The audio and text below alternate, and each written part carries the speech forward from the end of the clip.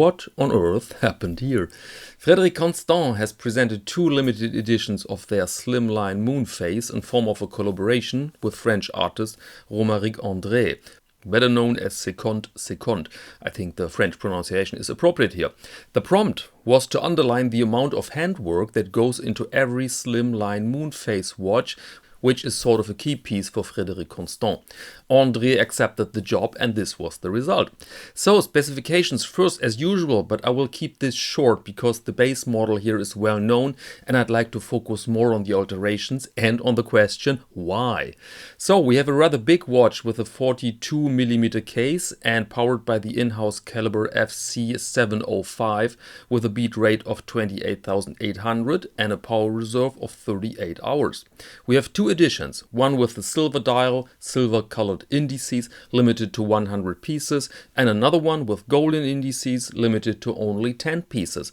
Both editions go for 3,295 euros or 3,740 US dollars. So first a quick visit to Romaric André, who describes his work with admirable openness. He says, "I vandalize other people's products because I failed at building mine." And in fact, there were quite some collisions with classic watches from Rolex to Patek Philippe that ended in something most watch fans would call disturbing or often just a bit silly. A sailor's beanie on an Omega Seamaster, what a stretch. In case of our Frederique Constant, that is normally assembled by hand. He took the indices and he scattered them all over the dial as if they were seeds. Your brain is trying desperately to find a pattern right now, but you can't stop it. There is no pattern. Then we find something we also know from bad refurbished vintage watches, when somebody takes a micron pen and renews the rotten print. Here, everything is written by hand, and that part I personally enjoy. It's not even calligraphy, but a nice handwriting that looks kind in a way.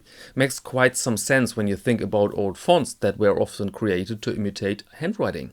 Next element is the caseback. Here they basically wrote the prompt on the sapphire. Quote, "How do we tell the world that manual assembly is at the core of our manufacture? We ask artist Second. He took it too far." Quote end. Too far? Well, I think we shouldn't be naive. I'm pretty sure Frederique Constant monitored every step closely. But that leads to the question, why did they do this? I doubt that this will be a big hit, and I doubt that it will create a trend. So why?